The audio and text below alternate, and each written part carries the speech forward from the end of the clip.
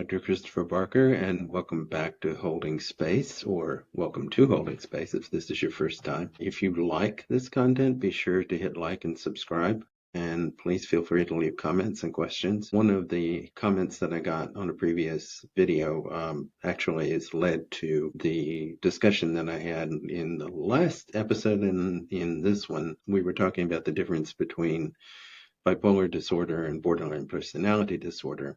And I started on some of the diagnostic criteria for borderline personality disorder, or BPD as it is often called these days. I mentioned that there were several topics that were included in those criteria that we could come back to, and so I'd like to come back to one of them today that's really important: recurrent suicidal behavior or self-harming.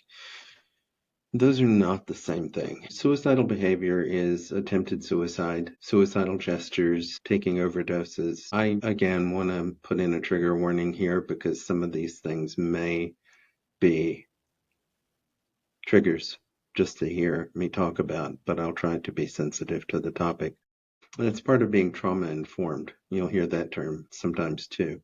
Being trauma-informed means you understand what creates trauma for people and you try to deal with it in a sensitive manner. So that is what I'm trying to do, but I don't think we can talk about it without talking about it. So suicidal behavior is actually suicide attempts, and they're comparatively rare because, with this personality disorder, I should say, because people who are doing the impulsive things that this disorder frequently causes are not necessarily looking to destroy themselves. They're looking for experience, they're looking for connection, they're looking for attention. And I don't mean that in a belittling way by any means. When you need contact with someone so badly that you're willing to risk your own life, that gives you some idea of how serious the need for contact is, the need for involvement with someone, a connection. And it's really hard to make that connection with this particular disorder. It feels as though nothing is real. It feels as though you're not real. And it feels as though attention is fleeting. And sometimes by needing attention so much, some people are drawn away. They are frightened or they are discouraged, and because you really can't get enough, and the desire to have more can scare some people off. But self-harm, let's talk about that for a minute, because self-harm is not necessarily suicidal.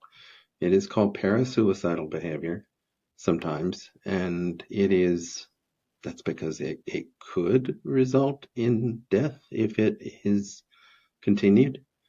You could, while cutting on yourself, you could accidentally cut too deeply. You could take an overdose and actually not get help in time. But the self-mutilation is something that you see pretty frequently. And again, I go back to the idea that it's pain you can control. When you feel like nothing else is in your control, when you feel like other people are not available for you, when you feel like you don't know how to satisfy your urges or how to satisfy this burning anxiety inside of you, it really is a powerful thing. The anxiety is absolutely horrible. And so you want any kind of relief. And sometimes you hear about this and then you decide to give it a try. And I do believe in the theory that self-mutilation can become an addiction. You become addicted to the endogenous opiates that are released when you cut yourself or when you scrape yourself or pick at yourself, or I've known people who have used plastic spoons. I've known people who have used knives and scissors. I mean, it really depends on what you've chosen, and people tend to stick with their methods. Sometimes they escalate, but usually they've gotten used to how this feels and they're going for that sensation. The sensation is painful, but since it is controllable, it is entirely your choice. And being able to choose this feeling to get rid of this intolerable anxiety or panic is understandable, but it's not very healthy because there are other ways. I do DBT and Dialectical Behavior Therapy. I'm certified in that. And one of the tenets of DBT is if you're feeling like hurting yourself, contact me first and give me a chance to talk you out of it. If you're feeling suicidal, contact me first and give me a chance to talk you out of it. That's why some people have my phone number and they can reach me at any time, and sometimes they do.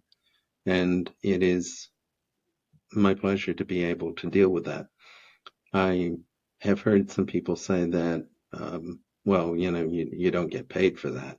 And no, you really don't. You can't bill insurance for a 2 a.m. phone call that may turn into an hour-long intervention. But it's part of the program. It's part of what we deal with. It's part of what we work with. The topic of how you pay for it is, I don't know. That one's a little difficult because, yeah, I mean, at the same time, we do have to make a living, but also I'm not going to punish somebody for doing the right thing.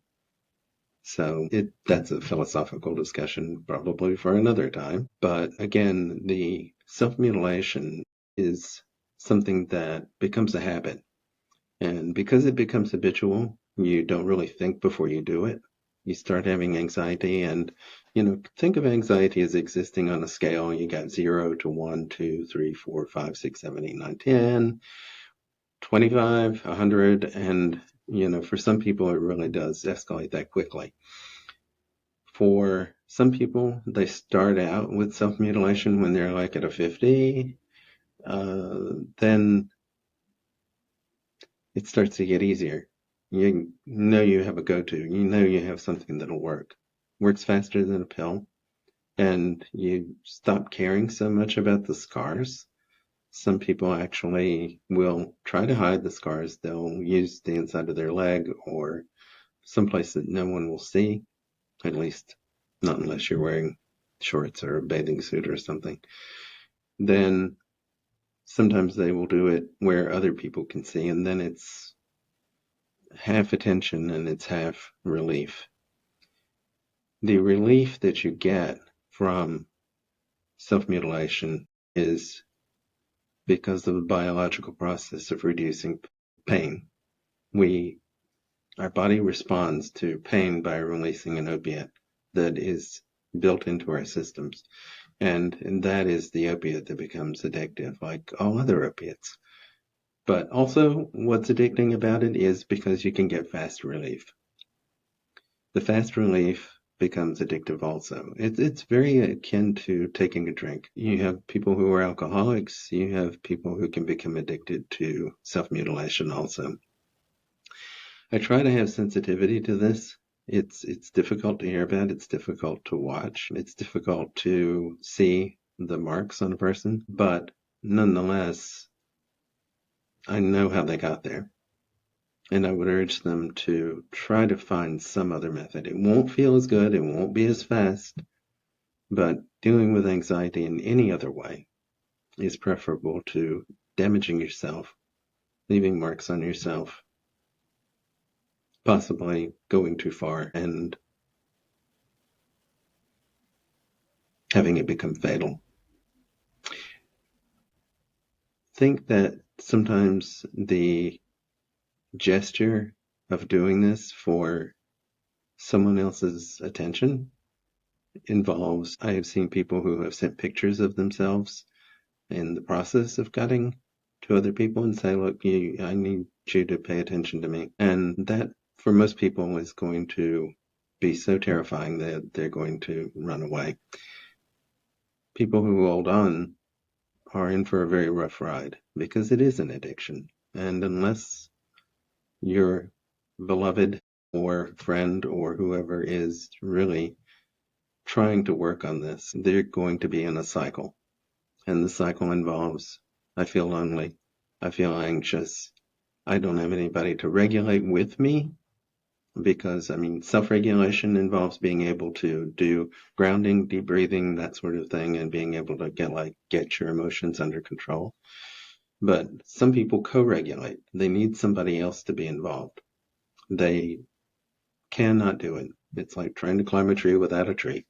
You just don't have the ability to do this without someone else's intervention.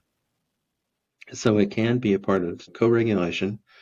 They can reach out and say, look what I'm doing to myself. But sometimes it has the opposite effect of frightening people away. And sometimes the reaching out is comforting. Reaching out to someone is fine. You can do that. Try to reach out to them before it comes down to self-harm. Cultivate a list of friends. Cultivate a list of contacts of loved ones that you can reach out to, and you can know that they will be there. And then you may have to make a long list because you can't always get everybody on the first try. People are busy and they may have something going on during the day or during the night, and there should be somebody that will be on that list. Reach out to them. Make contact. If you need to co-regulate, co-regulate. It's better than having to harm yourself. I will leave this at that, and we will deal with some of these other criteria, including dissociation and affective instability, inappropriate emotions, all the other things that go into this particular personality disorder, because it is fascinating to a lot of people. A lot of people wonder if they have it, and just because you may have one or two of these criteria does not mean that you have the entire disorder. There is such a thing as relational borderline behavior. When you're in a relationship with someone and you become so attached to this person that you feel like you can't function without them, and then either they've manipulated you into that spot or you've become so dependent on it that you become desperate for attention and you become desperate for self-soothing. Relational borderline behavior is a legitimate thing. There's no diagnosis for it, of course. And sometimes we will see people who are borderline and some therapists don't want to work with them because it is draining, because there is a lot of emotion involved and sometimes there is no improvement. There can be improvement. But again, I will deal with that one another time because that's another big topic. If you have questions, if you have comments, please leave them underneath this video. If you have a need for something a little more private, you can use my email,